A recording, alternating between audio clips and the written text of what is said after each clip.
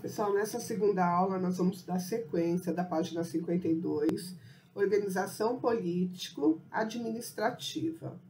Nós estamos falando da União Europeia. Ela possui um corpo legislativo, executivo e judiciário, além de um Banco Central. Essas entidades são apoiadas e complementadas por um conjunto de instituições e órgãos. Também dispõe de um orçamento próprio. O bloco é dirigido pelos seguintes conselhos: Conselho Europeu, Parlamento Europeu, eleito pelo voto direto de todos os cidadãos da União Europeia. Conselho da União Europeia, no qual cada país é representado por um ministro. E Comissão Europeia, cujo objetivo é defender os interesses comunitários. O Tratado de Lisboa, assinado em 2007, introduziu algumas alterações na estrutura e no funcionamento do aparelho diretivo do bloco. Entre as medidas, a União Europeia passou a ter 3 presidentes, um eleito pelo Conselho Europeu, outro rotativo e um presidente da Comissão Europeia. O Parlamento ganhou mais poder de decisão em assuntos internos dos países. A partir de 2014, a aprovação de qualquer lei depende da aceitação de 55% dos países membros, desde que representem pelo menos 65% da população do bloco. Integração monetária, zona do euro.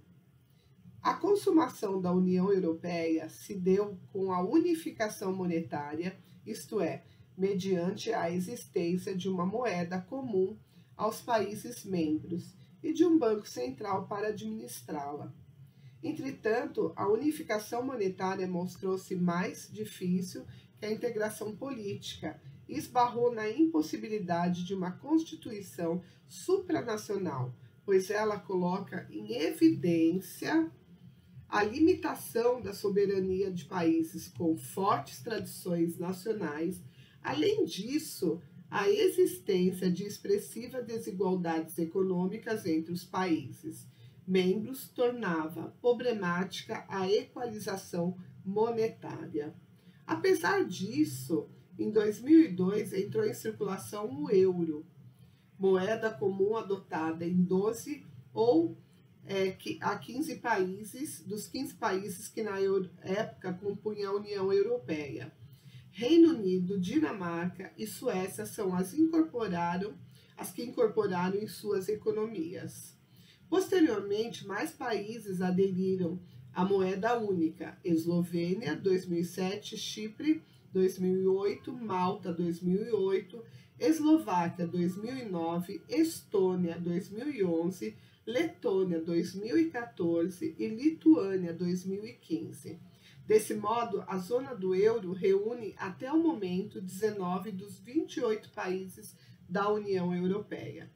Para aderir ao euro, o país precisa se submeter a diversas exigências. Entre elas, a mais restritiva é a de que o governo não pode ter déficit superior a 3% do valor do produto nacional bruto do país. Outros países ainda não ingressaram na zona do euro por não se sujeitarem a essa limitação de gastos ou por não conseguirem cortar suas despesas até o nível exigido. É o caso da Bulgária, Croácia, República Tcheca, Hungria, Polônia, Romênia e Suécia. Nos países menos desenvolvidos, por exemplo, a equalização dos orçamentos nacionais causou acentuada queda no poder aquisitivo da classe média. A Dinamarca e o Reino Unido decidiram manter sua moeda nacional para manter a independência financeira do país e a identidade nacional simbolizada pela moeda nativa, quer dizer, eles tiveram 2 moedas, a do euro e a moeda deles mesmo. Graças à expressão econômica do bloco, o euro tem forte cotação no mercado de moedas, valendo mais que o dólar estadunidense. Em 2010, contudo, ele sofreu sensível desvalorização, em razão da crise econômica que sacudiu a Europa e pôs em risco a estabilidade do bloco. Aqui embaixo nós temos o mapa Europa, zona do euro. Então, a zona do euro é essa parte em verde, então tem a Finlândia, a Letônia, a Estônia, a Lituânia, Luxemburgo, a Alemanha, a França, a Espanha, quer dizer, temos vários países que participam do bloco europeu. Na página 54, o que significa a sigla UE? Significa União Europeia, a gente já falou sobre isso. Assinale com X o lema da União Europeia e explique o seu significado. Unida na diversidade. O lema, ele significa que a União Europeia une suas variadas culturas, tradições e línguas diferentes em prol da paz e da prosperidade em comum. A 3. Qual é o objetivo central do Tratado de Maastricht? É aprofundar a integração entre os países membros da União Europeia. Por esse tratado ficou consagrado a integração econômica e estabilidade, a união política e monetária, com a criação de uma moeda única no fim do século XX. Ao mesmo tempo, o nome da comunidade foi substituído para a União Europeia, formada na época por 12 países. A 4. Qual é a diferença entre os conceitos de União Europeia e Zona do Euro? A União Europeia é um bloco econômico. Esse bloco tem uma moeda única, o euro, mas nem todos os países signatários a adotaram. Assim, a Zona do Euro reúne apenas os 19 países do bloco que adotam o euro como moeda. A importância econômica. As atividades econômicas da Unidade Europeia são organizadas em razão dos interesses do bloco, permitindo melhores condições de enfrentar as crises econômicas e a concorrência dos mercados internacionais. Em 2018, a economia da União Europeia foi de 15 trilhões e 800 milhões, representou quase 20% do PIB global. O comércio exterior entre o bloco e o mundo movimenta atualmente trilhões de euros, além de empregar mais de 30 milhões de pessoas. A Unidade Europeia representa uma das economias mais voltadas ao comércio exterior do mundo. Por isso, desempenha um papel central na OMC, nas definições das regras do comércio mundial. O bloco exporta e importa especialmente máquinas e equipamentos de transporte, produtos químicos e afins, tornando-se maior mercado de exportação para cerca de 80 países. Na tabela aqui embaixo, mostra os principais parceiros comerciais da União Europeia: os Estados Unidos, a China, a Suíça e o mundo, países de fora da União Europeia. E aí mostra aqui as importações, as exportações, o total e a balança comercial. A União Europeia também lidera o comércio de serviços, empresas, transportes e viagem, representando 32% das exportações e 28,8% das importações em 2016, especialmente com os Estados Unidos da América e a Ásia. Aqui a leitura cartográfica, nós temos o mapa mundi, né? E o comércio agrícola da União Europeia. Então, tem a bacia mediterrânea, o Japão, a China, a Índia e assim por diante. De acordo com as informações do mapa, esse exercício aqui da página 55 em relação ao mapa, não precisa fazer, ok? Pode pular esse exercício, que a gente não vai estar fazendo ele. Aqui na página 56, impactos e desafios da integração. Desde a época da CEE, o comércio livre, com a eliminação das barreiras alfandegárias, propiciou a intensificação das trocas entre países membros. Esse fator aumentou a concorrência entre as empresas, obrigando-as a se tornarem mais competitivas, mediante melhoria e qualidade de produtos e inovações tecnológicas. Quer dizer, o próprio sistema obriga que eles sejam cada vez mais competitivos, uma indústria e outra, para que se desenvolvesse mais.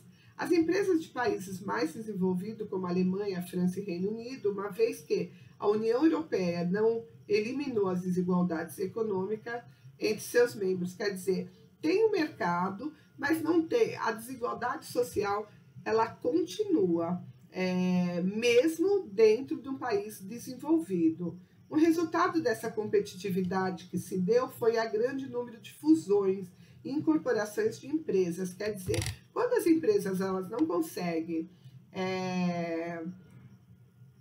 dar conta daquilo que foi pedido e ela vê que ela está abaixo de outro, o que elas fazem? Elas conversam entre si e fazem uma fusão econômica. Junta, ao invés de uma empresa, junta duas para elas conseguirem vencer essa competitividade. Nos países menos desenvolvidos, como Portugal, Espanha, Grécia e Irlanda, intensificaram os investimentos externos, ou seja, aplicação direta de capital em alguma atividade produtiva ou mesmo aplicações indiretas, como a compra de ações de empresas. Desigualdades socioeconômicas internas também motivam a movimentação de pessoas de um país para o outro, dentro das fronteiras da União Europeia. Regiões que têm indústrias e serviços de alta tecnologia tendem a atrair profissionais qualificados de outras, onde há pouco incentivo para estes. Isso resulta em uma fuga de cérebro, isto é, na migração de indivíduos bastante qualificados. No bloco, a livre circulação de cidadãos é garantida por lei. Entretanto, a distribuição desigual de talentos e oportunidades leva à fuga de cérebros, com mais intensidade em algumas regiões. Normalmente, as regiões periféricas da Europa, cujo PIB per capita médio é menor e cujo índice de desemprego é maior, são as que mais enviam mais migrantes, muito deles em busca de emprego. Quer dizer, eles saem das suas regiões e vão para outras empresas tentar uma sorte melhor, ok? Aqui na página 57 tem um mapa como ocorreu o fluxo migratório interno na União Europeia entre 2004 e 2014. Nesse mapa mostra a região receptora, que é a verde, e a região emissora, que é a vermelha. Então, é da onde eles saem para onde eles vão, as pessoas. Aqui teve a crise europeia também em 2010, houve uma grave crise econômica que pôs em risco as conquistas da União Europeia e ameaçou o futuro do euro, atingindo principalmente Portugal, Irlanda, Itália, Grécia e Espanha, embora tenha se alastrado por toda a zona do euro. A crise teve origem nos déficits fiscais, isto é, gastos maiores que a arrecadação, quer dizer, gastou mais do que se ganhou. Dos governos, o estopim começou na Grécia, que acumulava saldos negativos em suas contas. Em 2010, esses saldos atingiram um número recorde, sendo maior que 13% do PIB grego. Esse fato assustou os investidores internacionais que, com medo de que o país não pudesse pagar suas dívidas, retiraram seus investimentos, evento chamado fuga de capitais. Essa ação tornou iminente a falência de muitas empresas públicas e privadas, a começar pelos bancos, que vivem dos juros e dos empréstimos concedidos. Na próxima aula, a gente vai ver a página 58, ok? Tchau, bom fim de semana, fiquem com Deus.